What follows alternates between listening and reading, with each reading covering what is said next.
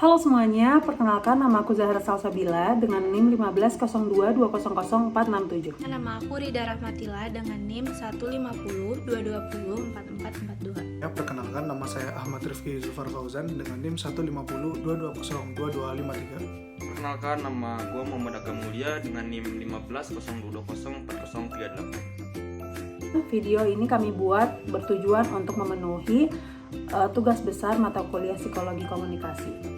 Jadi di video ini kami akan mewawancarai beberapa orang berkisaran umur 40-50 tahun tentang bagaimana media mempengaruhi hidup mereka dan pengetahuan mereka seputar media baru dan media lama. Ini aku mau ngewawancara Bapak yang saat ini. Nah, buat lebih lanjutnya kita perkenalan. Kenalkan, nama saya asal dari Bali. Jadi sekarang Agam lagi sama Mama Agam buat keperluan tugas psikom ya guys ya. Namanya Indria Ranif, usia 49 tahun. Saya namanya Bu Yayu, usianya 45 tahun. Kalau yang dulu medianya terlalu jadul dan terlalu kurang. Jadi kurang. Secepat sekarang gitu. Iya. Jadi kayak Secepat. Nggak sekarang secepat mah, sekarang. Iya, instan. Iya. Jadi sekarang mah kebanyakannya online langsung gitu. Iya. Sekarang udah canggih ya. Kalau dulu masa-masa kami mau komunikasi melalui telepon rumah, telepon wartel. Kalau sekarang udah tinggal pencet aja dari HP WA gitu. Udah canggih sekarang lah laptop. Jadi yang sekarang gampang untuk berkomunikasi. Kalau yang dulu mah cuman kita pakai kantor pos atau media cetak gitu, kayak surat. Terus kalau ada informasi mungkin lewat apa sih namanya teh radio kalau dulu. Kalau sekarang mah adanya WhatsApp gitu. Oke, kalau media yang dulu nih ya, media yang dulu perbedaannya kita terbatas ya. Masalah misalkan kalau sekarang itu kan masalah HP ya. Kalau dulu belum ada HP, adanya cuman kita bisa lihat berita-berita itu dari TV, dari radio, dari koran. Itu pun kita nggak bisa melihat setiap saat kan. Kalau kita lihat TV atau lihat maksudnya mendengarkan radio itu kan nggak bisa setiap saat atau sambil aktivitas. Kalau media yang sekarang itu lebih canggih istilahnya. Jadi media sekarang itu kita lebih cepat untuk tahu ada berita apa, informasi terbaru yang update, istilahnya update terbaru itu bisa lihat dari HP misalkan, dari YouTube misalkan, terus dari laptop kita juga bisa misalnya dari laptop itu kita bisa juga dari internet itu ya. Terutama dari internet itu, terutama dari Google itu kita bisa cari tahu berita ataupun pengetahuan apa yang pengen kita tahu itu secara cepat dan mudah. Pengaruhi misalnya apa yang viral cepat langsung menyebar gitu, info apa kayak mau cari apa aja adalah semua di HP. Dengan internet ini semua bisa tahu lah mau cari info apa aja. Iya. Kalau misalnya kayak dalam keluarga gitu gimana, gara-gara media, gara-gara ada HP gitu? Kemudian kita bisa memantau anak, kayak sekarang kan ada grup WA, jadi di mana keberadaan anak apa aja bisa lah. Dengan WA kita bisa mantau anak lagi di mana, apa gitu. Gede pengaruhnya untuk lingkungan, apalagi kalau saya kan udah punya anak. Nah, anak saya terfokus ke apa namanya, ke HP lah kalau kurang lebihnya. Jadi mempengaruhi segala aspek ya, gitu. ya. Termasuk kayak komunikasinya sekarang lewat WhatsApp gitu ya. Pengaruhnya di lingkungan kita, terutama kalau di rumah ya Ki ya. Kalau di rumah itu kita misalkan ada kegiatan, misalkan kita bisa menyebar, istilahnya memberitahu atau menginformasikan itu dengan lebih cepat. Dan kalau dulu itu kita memberitahu satu-satu, misalkan ya beri satu-satu dari rumah ke rumah. Kalau sekarang itu tinggal kita pencet-pencet aja, pencet-pencet. Misalkan kalau ibu-ibu sih misalkan ada arisan gitu ya, ada arisan tanggal sekian gitu, dengan mencet sekali sudah tahu semuanya ya kan. Terus ada berita misalkan ada yang melahirkan atau ada kalau ibu-ibu ceritanya gitu ya. Nah itu kalau di lingkungan rumah itu seperti itu. Terus kalau di lingkungan kantor kebetulan kan saya kerja juga, jadi media sekarang itu sangat membantu. Dengan adanya media, kalau mau apa-apa tinggal berkomunikasi lewat WhatsApp gitu. Oh, jadi sangat berpengaruh, bermanfaat lah ya. Iya, bermanfaat. Kalau cari informasi gampang, dan untuk berkomunikasi jarak jauh juga gampang.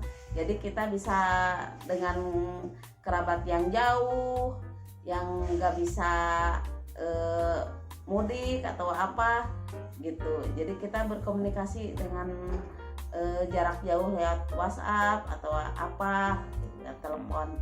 Ya kita lebih mudah dan lebih cepat, satu itu. Terus kita lebih banyak pengetahuan yang kita peroleh karena kita setiap saat bisa lihat-lihat dari itu tadi, dari internet ya toh, terus dari WA itu biasanya di-share teman-teman, oh ada berita ini, berita itu.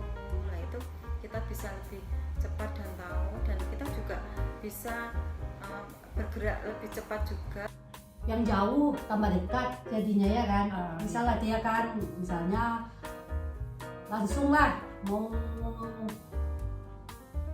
nanya keadaan, bisa tahu di mana posisi, tahu apa ya, lagi di mananya gitulah. Oh iya, oke. Ngerti lah ya kan. Ya. Pokoknya udah canggih lah sekarang nih. Siap. Pandai-pandai kita aja lah mensiasatinya.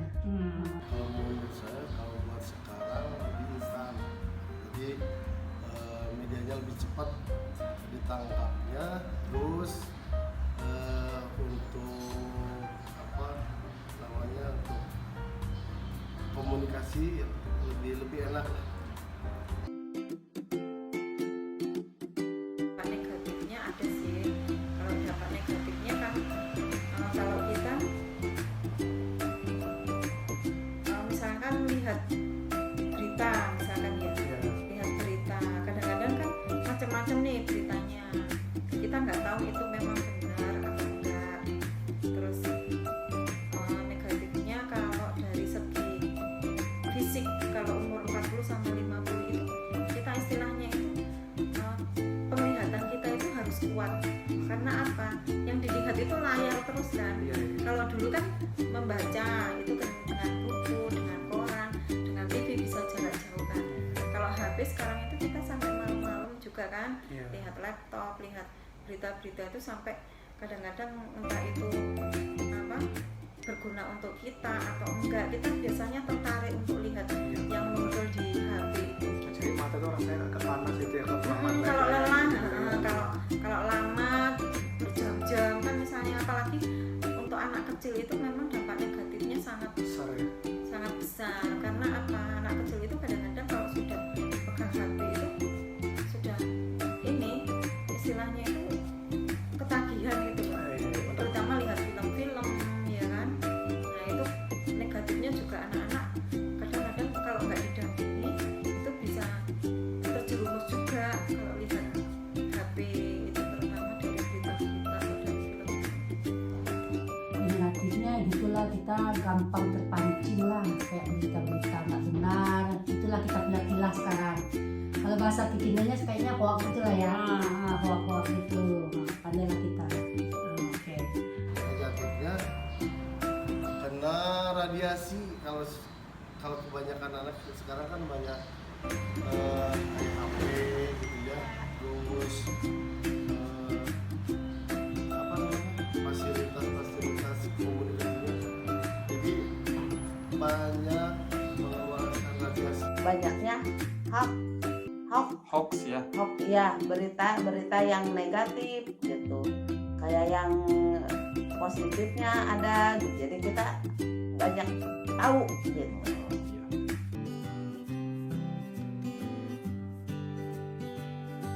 Enggak sih, kalau mau ngambil keputusan dari dalam diri kita aja sendiri, kecuali kalau ada saran dari suami baru kita lewat WhatsApp atau berkomunikasi lah. Iya. Jadi media mah tidak mempengaruhi ya. Enggak. Kalau sekarang sih lebih cepat tanggapnya, lebih cepat ambil keputusannya, jadi pengaruh juga. Sangat mempengaruhi, terutama kalau hal ini, kalau kita ada masalah yang kita tidak bisa mengambil kesimpulan sendiri, misalkan, terus ada masalah yang kita tidak tahu itu asal usulnya dari mana, terus kita istilahnya harus banyak literatur lah, kita ngambilnya dari situ, dari HP itu atau dari, kalau kita kan, kalau media sekarang kan yang kita pegang memang HP atau laptop atau komputer ya. Iya. Nah itu kalau kita mengerjakan sesuatu ya kita lihat dari itu, dari laptop, dari HP, dari komputer, itu sumbernya. Jadi sangat mempengaruhi untuk kita bekerja biar yang benar itu seperti apa itu. Terus kalau kita bisa lebih apa namanya itu, untuk keputusan yang kita ambil itu memang benar atau enggak, kita bisa lihat dari narasumbernya ya, dari itu tadi. Bisa, maksudnya pengaruh lah. Kayak sekarang nih kan dari Medan ke Bandung, misalnya mau Bandung, mau cari alamat, mau apa, kita mau ke kafe yang mana.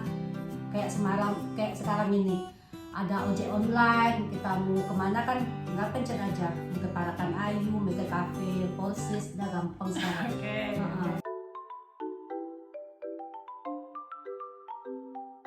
Enggak lah, kita carilah kebenarannya. Sekarang kan nyarinya enggak susah sekarang. Ada aja tuh di HP semua info itu, cepat. Yang Cari dulu sumber yang valid, karena kebanyakannya hoax kalau sekarang ya. Jadi apalagi kalau media dia membesar-besarkan lah. Jadi Pak Tatang kayak suka cari di mana? Di internet, misalkan di pikiran rakyat atau di mana?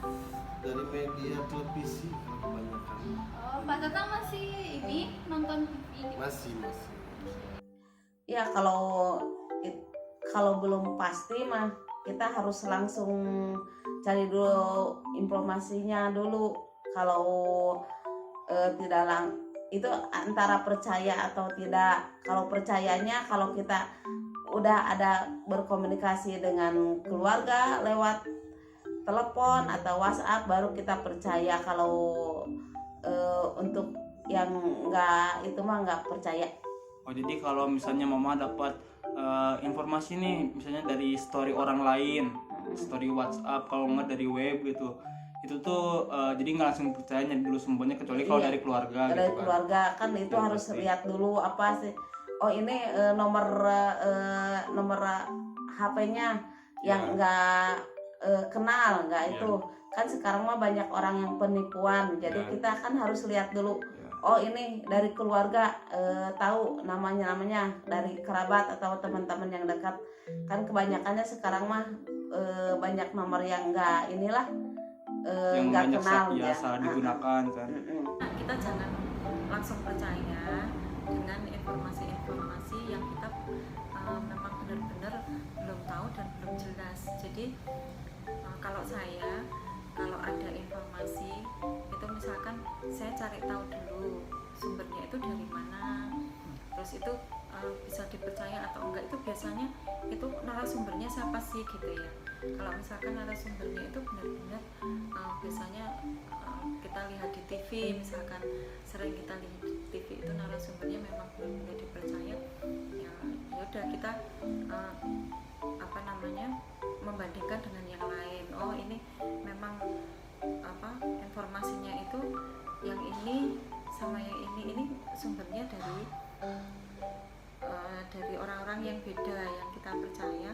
Terus kita itu lihat ini isinya. Kalau misalkan masalah kesehatan, misalkan istilahnya masalah kesehatan, kita lihat kalau misalkan kita punya ini masalah kalau saya sih misalkan kalau saya kebetulan kan di obat-obatan ya, misalkan mau cari tahu tentang obat. Nah itu kita cari itu memang ada izin Badan POM-nya atau enggak. Nah terus misalkan ada berita tentang penipuan.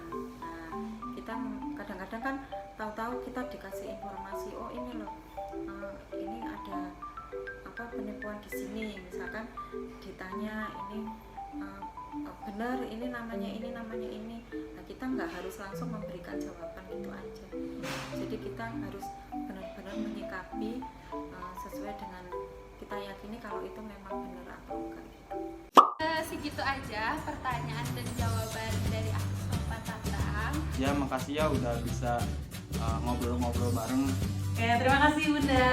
Terima kasih Cantik. Terima kasih udah mau diwawancara. Sama-sama. Thank you guys. Assalamualaikum warahmatullahi wabarakatuh. Dadah dulu. Dadah.